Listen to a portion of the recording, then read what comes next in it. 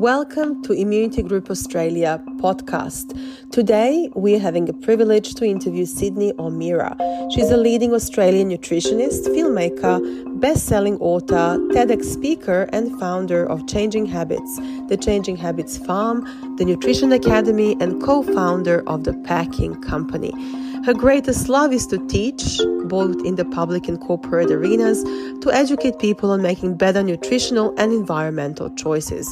She can teach people how to read labels, why diets don't work, and how drugs can affect your total well-being and vitality. For Cyndi, she was included in the Australian Financial Review and Westpac 100 Women of Influence Awards for 2016. She was the 2016 Australian Organic Retail of the Year finalist and winner of 2 Sunshine Coast Business Awards. Changing Habits has been recognized by the Australian Organic Annual Awards 2019 as a finalist for Best Organic Influencer. I would love to welcome to Immunity Group podcast Cyndi O'Meara from the Sunny Coast. Cyndi is a legend in Australia. She's seen the development and progression of Australian consciousness in the wellness and health space.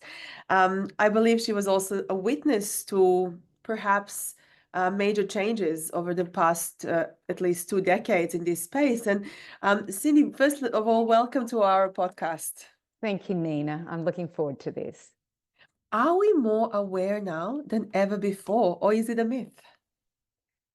I think we have to become more aware. The problem is that I have been in this space 45 years. And when I started this 45 years ago, we did not have the chronic disease and the issues we are seeing today. So back then, me talking about diet, and back in those days, I was doing anthropological principles and vitalism, which means whole foods, no margarine, no low fat, no breakfast cereals, no Vegemite. I was saying that back back then, and they all thought, "Oh, you're a fool, Cyndi. You don't know what you're talking about. You just got no idea." But as we get sicker, the more we have to really look at our lifestyle and our diet. And I think that is what is pushing this. Mothers, especially. And in the US, they're called the Maha Mothers, Make America Healthy Again. And we should be the Maha Mothers and Grandmothers, Make Australia Healthy Again. They are kicking up a stink at what is happening to their children in chronic disease, not only physical, but mental. And more often it's mental with autism, ADD, and ADHD. So my belief is that it's because of the surge in children's well-being being so bad that we have had to wake up. A very, very important message. When it comes to your beginnings, it seems that the commercialization was almost at that first wave, commercialization of food products. What did you see as being those major changes over the past 4 decades in this space as Australia's leading nutritionist? Oh, thank you. Well, what I have seen, so I started my schooling in 1980. The dietary guidelines in Australia came in 1982. By the time I got to Deakin University and studied my Bachelor of Science about to do dietetics, that was when the dietary guidelines came out. And so that's what we were taught, was those dietary guidelines. And that's when food manufacturing also started to go, oh, low fat's in, let's make everything low fat. So everything became low fat, and butter's bad. So margarine took a big hike then. Before, margarine was a pretty minor product. And then, of course, butter was the main product that we used, and because they're the 2 varieties that we get with that. So that was one thing that I noticed. And then what happened was ultra processed foods started to come into play. So you could buy bread with 5 ingredients back in the 60s and 70s, and even the beginning of the 80s. But then you started to see the ingredients change. And I remember seeing bread with 15 upward to 30 ingredients. So they were putting in all sorts of acidity regulators. They might have put a flavor in. They might have put more starches and binders and fillers into it. And to make bread within an hour and a half, as opposed to it being a long process of fermentation through sourdoughs, and then the cooking process. So I believe it's just getting worse and worse. And the food manufacturers are becoming more and more, I believe, savvy in them making you think of food, looks like food, smells like food, tastes like food, but isn't a food. And they're doing this with flavors, acidity regulators, colors, mouthfeel things. They're figuring out how to make it feel like, you know, in the mouth. And we're seeing this with lab-grown meats and plant-based milks and plant-based meats. And we're starting to see their trickery and how well they can do it. But in the end, they're ultra-processed foods. They are not real foods. So, and the other thing I think, which is really scary that most people don't know about, is that there are procedures that are happening to our foods that have preservatives on them, which is, and you know, you're part of the immunity group, the microbiome is really important. And therefore, it's very, very important that we know where these foods, how these foods are being sprayed with these pesticides and or they're mono and diglycerides. It's called APEEL, A-P-E-E-L. And the Australian Food Standards Australia and New Zealand have basically passed the law in 2021 when everybody was worried about COVID, that all fruits and vegetables can be sprayed with this APEEL, which is sprayed in two ways. First one is just before picking, it's sprayed with a preservative, and then after it's picked, it's sprayed with these monodiglycerides and trans fats. So most people don't even know this is happening. And I actually know when a juice is made using the APEEL product, because I ferment all my juices and I can't ferment those juices because I can put probiotics in, but because it's got this APEEL on it, and APEEL is about making the fruit last 6-8 times longer than it would normally last. So instead of it, you know, going off in 2 to 3 weeks, it may go off in 3 months or 4 months. Then in Europe, they only spray it on fruits and vegetables that you have to peel or take the peel off, like bananas or avocados. Whereas in Australia, they can throw it on anything. In America, it must be labeled, but in Australia, it doesn't have to be labeled. So you don't know. You have no idea. So that's one thing. And the other thing that they're doing is that this thing called synthetic biology, which is also called precision fermentation, which sounds a little bit better. It's also called biotechnology. And this is where they are using genetically modified microbes, viruses, bacteria, molds, in order to create a product, whether that be a drug, a vitamin, a food additive, such as natural vanilla flavoring, is made by using a genetically modified microbe put on plastic, and it makes natural vanilla flavoring. Now, I'm not sure how natural that is, but that's what they call it. The marketing and labeling is so important. So this, I believe we need to be educated as parents, as grandparents, because our government's not going to do it. It's going behind our backs. I was just reading on FSANZ, Food Standards Australia and New Zealand website, about glyphosate, and they still put that glyphosate is a herbicide that affects the enzyme of plants. No, it doesn't. It not only affects the enzyme of plants, it affects and is not in humans. That's what they say. And it doesn't. It affects the microbes of plants and the enzymes of plants and the enzyme of microbes, which are in humans. And therefore, it's killing the microbes in our microbiome and slowly eroding our diversity, giving us dysbiosis, thus having mental and physical health issues all across the board, from the beginning of our kids right through to our elderly. I was at a party the other day and there were all 60-year-olds, because it was a 60th birthday, so all around the same age. And there were a lot of people I didn't know, and I was actually stunned how when they were all women, 48 of them, I was actually stunned in the inflammation and the weight gain that I saw with these women. And some of these women I might have not seen for 10, 15 years. So I just went, we're being told the wrong things. These are not dumb women. They are smart women. They've had breast cancers. They've had bowel issues. They've had so much happening to them. And, I'm so happy, Nina, that you are, getting the word out to teach people. And I think the mothers at 30 and 40 have to realize if they don't take the measures now for themselves, then they'll end up like what I saw with 60-year-olds that are not doing well. And that's not old, that is young.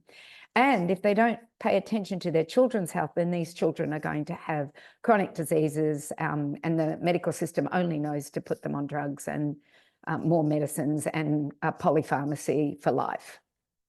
There was an interesting post on LinkedIn I saw this morning. It was a cover of a microbiome publication, and it said that a lot of diseases, even cancers, start in childhood in terms of nutrition. When parents come to your summit and come to your classes and education opportunities, how much effort do you put into that re-education? Because sometimes they say it's harder to re-educate than to educate in the first instance. Yeah, because it's a paradigm shift. That's what it is. And I'm all about doing a paradigm shift. And what I find, there are three types of people in the world, and if I can explain this to you. So there are the people like you, Nina, who seek information, probably do everything that you're meant to be doing, are really working the best that you can to be the healthiest for yourself and your children. And I'm one of those people as well. I educate myself. I don't need, I don't need to be told by the government what I should or shouldn't be doing. I educate myself and I make the decisions for myself. So we're a very small percentage of the population, but we're out there. It's not really them that I need to teach.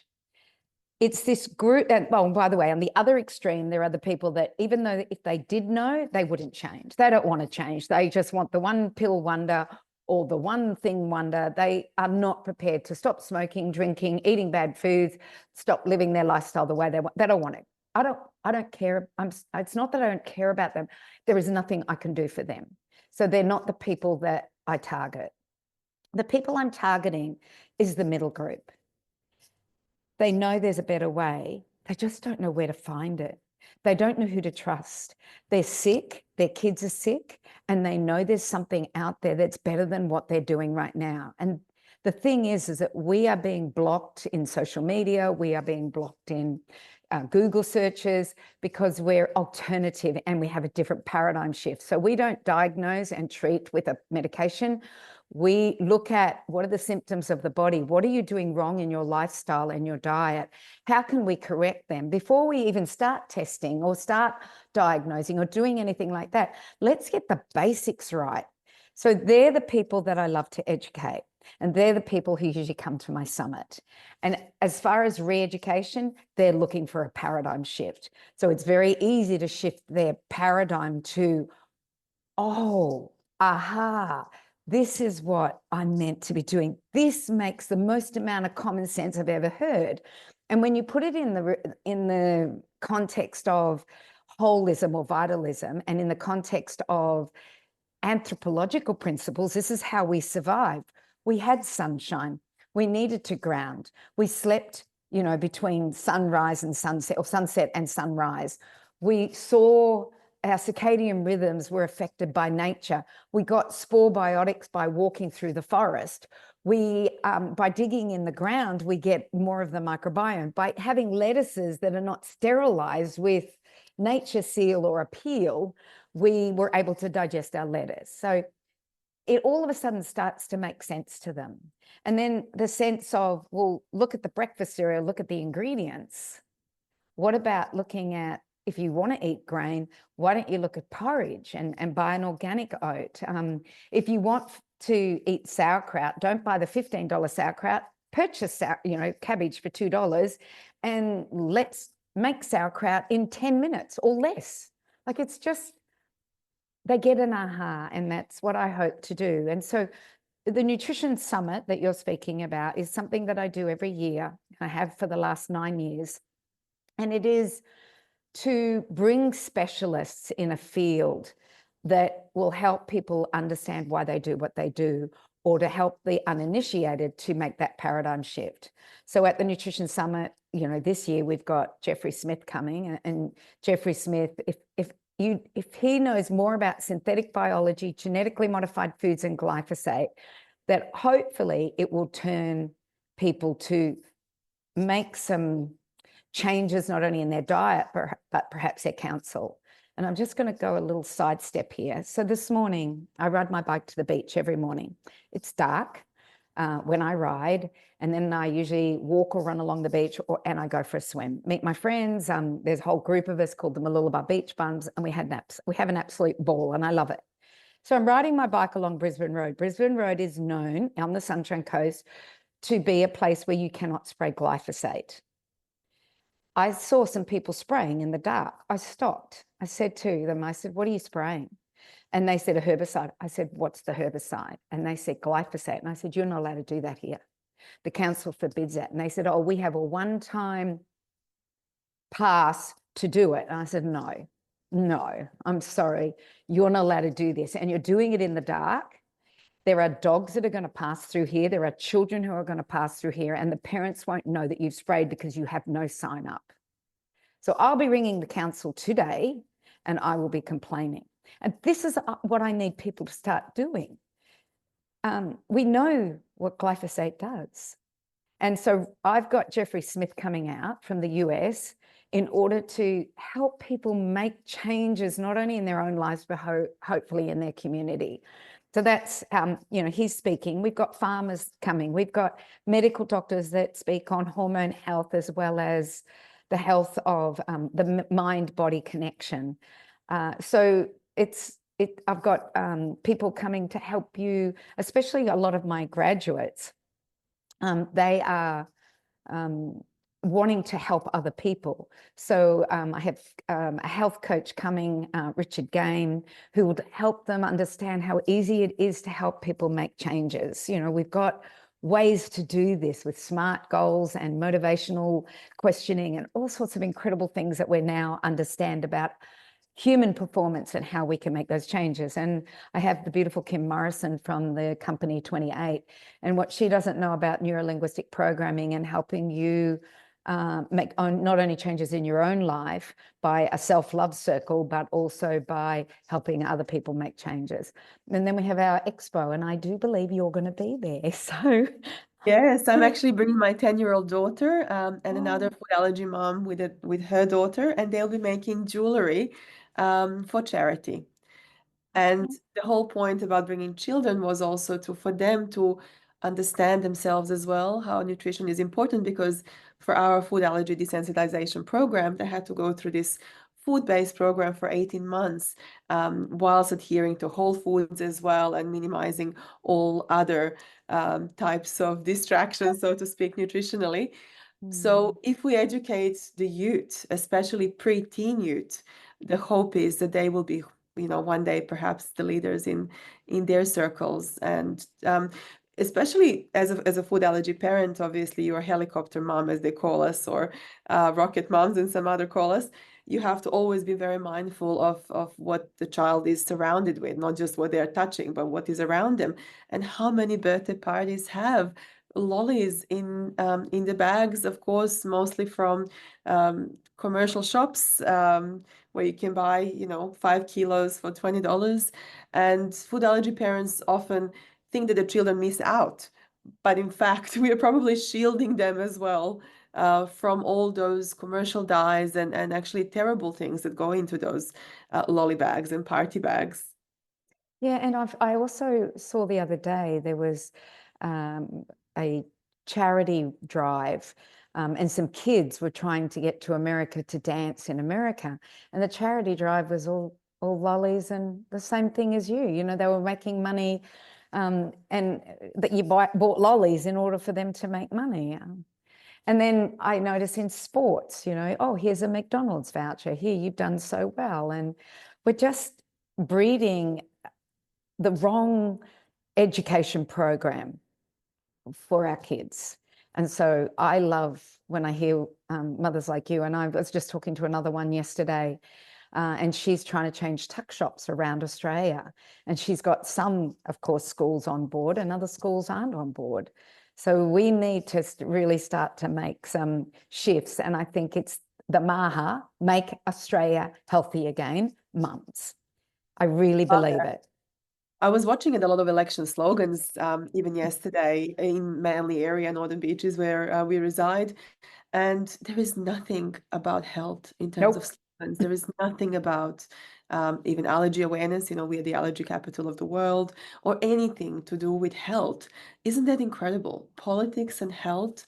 During COVID, we've heard all about the wrong sides of health management or mismanagement. But right now, from what I've seen, there isn't much talk about health at all. There was none, Nina, because I've been watching it. So what I did see was women's violence. But if we can fix the men through health, then they might not be as mentally have an issue and might not be as violent. And it's not just about men, it's also women. So no, not one thing is on health, not one. What did I read in the paper? I saw the front page of the paper and it was something day, and like 400 people die a year of it. I'm thinking, do you realize how many people die a day from chronic disease? And they were worried about 400 people dying a year, and they were doing a policy on that. No, I've noticed that too, and I'm absolutely disgusted by the whole thing. Just maybe one of the goals at the summit, we could potentially have a working group on how to make politicians and politics more aware of the need to change. I mean, in Europe, there's so many movements in terms of making and influencing changes in the EU law, which of course translates into national law. So despite those pushes from the industry, often there is actually a breakthrough in a lot of cases through the European Parliament and other ways. So perhaps there is hope that a critical mass, which you're gathering every year, could have an influence in the future, because these topics need to be on the front pages of the local news.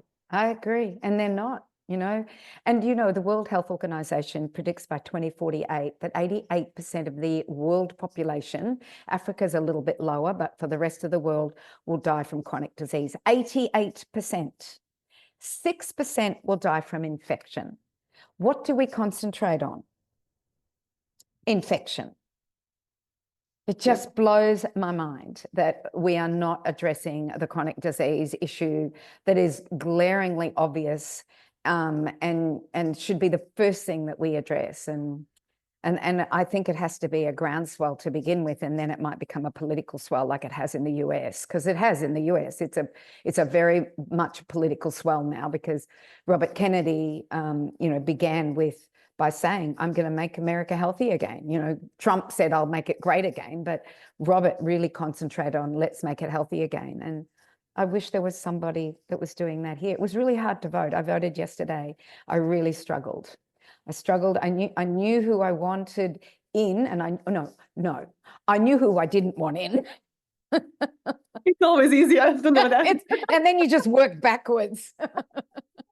And I think it's so important that we understand that who you don't want in, maybe we go last, but then I also have this thing where, if you vote for somebody who's number one, where's their preferential vote goes? I think all those preferential votes should be thrown out, and a vote should be a vote. But anyway, that's me being political and me believing that our political system's rigged. We definitely need to influence the consciousness about health at the political level in states, territories, and local councils. I mean, the local councils have so much power that people are actually unaware of in terms of governance and implementation. But just wanted to ask you as well, microplastics. There were so many articles recently about microplastics being found in brain, in uterus, in sort of placenta even. What's your stance on microplastics? Yeah, so the PFAS, which is endocrine disruptors and all sorts of other things that they do, and they're probably the biggest that are polluting polluting waterways, and that, of course, then gets into our system. I don't know how to avoid them. I just don't know how to avoid them. But what I do know is the healthiest that we can be, perhaps we can mitigate the problems that they can cause. I was listening to somebody in a podcast recently, and of everything he believed that those microplastics and the PFAS are probably the worst thing that is creating more infertility and more health issues than probably anything else. So I was just interviewing Dr. Natasha Campbell-McBride last Thursday, and she just believes that, well, she's been in medicine as long as I've been in nutrition, 45 years. We both graduated around the same time. And I asked her, hey, is she starting to see more and more people getting sicker and sicker? And she said 15 years ago, she saw F-pies for the first time, and she had to create non-plant gaps where they couldn't eat any plants because this is the only way she could heal them. And she says, I'm taught by the mothers and I'm taught by the children. She said, none of this is being taught anywhere else. You have to learn how do the mothers and how are the mothers helping the children, and what's the best thing that's working for them. She just said, we are as a society. And she also said that we need to get out of the system of food, agriculture, and medicine as much as we can and move to a different paradigm. So we go to our farmers markets to find our food. We end up having to make a lot of our food. So I can go to the market and for $15 I can buy sauerkraut, or I can choose, which I'm going to do today, I'm actually going to film it, I can choose to buy a couple of dollar cabbage and make a heap of sauerkraut for a couple of dollars with salt. It's a little bit of massaging, because that's what it is. You got to massage that little cabbage. And then it goes in a jar, and 7 days later you've got sauerkraut or kimchi or beet kvass or something, you know, of that realm that we can do. And also you can go and buy coconut yogurt, and I can make coconut yogurt 400 ml for $2. It's actually not just more nutritious and healthier, it's cheaper. It makes an economic argument as well. And we have to get out of the system. And number one, everyone says, oh, organic food's too expensive. That's healthy food's too expensive. No, it's not. It's only the made ones that are then, and the people have to make money somehow. So they put their price up on it, and somebody else puts their price on it. But it's actually a very, very reasonable thing to make. And eating healthy, like every 2 or 3 days of an evening, I sit down with chuck steak, which is cheap, you know, or something that has to be slow cooked. I make up a curry sauce. It doesn't take much: tomato paste, coconut cream, and a couple of herbs and spices and salt and some broth. And I make up the curry sauce. I fry up my meat, onions and garlic, and I throw it in the slow cook. And in the morning, we've got lunch for the next couple of days. It's just my husband and I now, because we're grandparents, which is rather lovely. So I just think it's about education for the person who wants to. And if you're on a budget, there is a way. There really is a way. And I know we don't have time, but that takes me 20 minutes at night, and in the morning it's cooked. That's it. Probably not even 20 minutes, probably 10 minutes, because I'm so quick at doing it now. And I'll cut up a bunch of veggies, throw them in the oven, and so they're ready. They'll be, you know, they're cold, but you can either heat them up or take them with you for lunch. These are cheap meals. These are not expensive meals. And these are cheap condiments. I make all my own chili jam. I make all my yogurts, everything I make from scratch, because I know that this is the only way that we can get out of the, as Natasha Campbell-McBride called it, the technocratic state, and get into a different state. And growing your own vegetables, it doesn't take much. Throw some seeds in, throw the soil over, a little bit of mulch, and you watch what pops up. Rocket, lettuce, you know, even having a fruit tree, a lemon, a lime, fruit tree. I just think we have forgotten the art of being healthy. I grew up in Serbia during sanctions, and what that meant is that for more than 10 years, the country was completely isolated from imports of anything, including food. So I remember my own mom and all the neighbors pickling their fruits and veggies and making juices, because they were in a way forced to go back to their grandparents' ways of living. But for those 10 years, it was probably the healthiest environment that people would never associate sanctions, economic, political sanctions with. But people went back to the grandparents' ways of living because there was nothing on the shelves you could buy. So that you had to rely on connection with the farmers. Like physically, people wouldn't even exchange money anymore.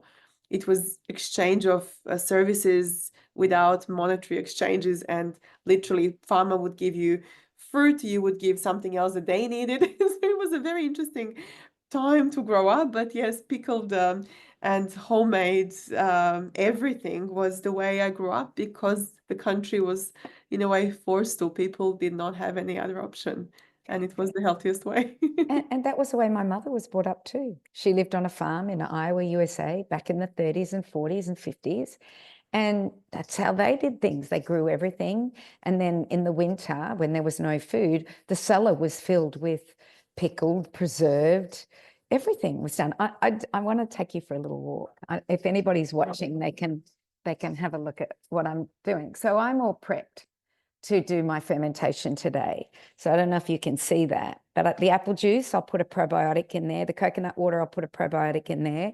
I've got coconut cream behind my jars. So that's $2. I can buy that. It's an organic coconut cream, and I buy it by the dozen for $2. I then have my cabbage all ready to go that I will, with my salt. And what I will do is I'll do that. It'll take me 10 minutes. And I got prepped because I wanted to do it before, but I went, oh, I don't have time, just prep.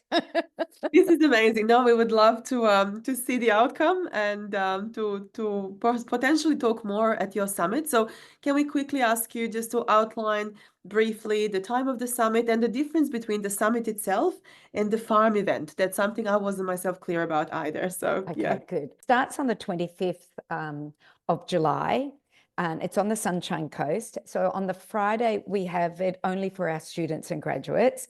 And that is graduation, as well as a day with me talking about how can you implement what you've learned in your 500 hours of education. How can you implement that into your life? Or if you want to become a nutrition and health coach, how can you do that? So that's on the Friday, and we are actually doing that at the farm this year. We've decided we have such a beautiful space at the farm that we're going to do that at the farm. Then the summit is at the Caloundra Event Centre, which is the southern part of the Sunshine Coast. And it starts on Saturday the 26th and it goes through to Sunday the 27th. And we have 6 incredible speakers, which I've already talked to you about. And our last speaker is a lady that does a meditation and a breath healing workshop. And the reason I put that last is to calm everybody down after all the speakers. I find it really important to take everything that you've got from the whole health and nutrition summit and all the speakers and try and integrate it into your brain. And we do that through a meditation and breath session. And it's beautiful. And every time Ali speaks, I melt. She's really good at it. So our farmer is Matthew Evans. And of course, Jeffrey Smith, I've talked about. Michelle Woolhouse is the doctor that's coming up from Victoria, who speaks on hormone health as well as mind body. Kim Morrison is doing an absolute workshop on helping you be the best version of yourself. And then Richard Game is the health coach. So people can see how health coaching is becoming a huge part of people's healing journey. A lot of people need their hand held. So that's the 26th and 27th. And then on the 28th is the farm day. And we always do it because I want people to see what we do on our farm. And we do regen farming, as well as syntropics, as well as natural sequence farming, biodynamics. So we have mushroom. We now have a mushroom farm that nobody's seen because I've just started that. We do composting and we do a worm farm. So it's run by, I'll be there, but my son is the farmer. He's the most incredible speaker and he has the most amazing knowledge of our farm, and he takes you for a walk, and it's only for 50 people, and I'm just not sure how many tickets are left on that one.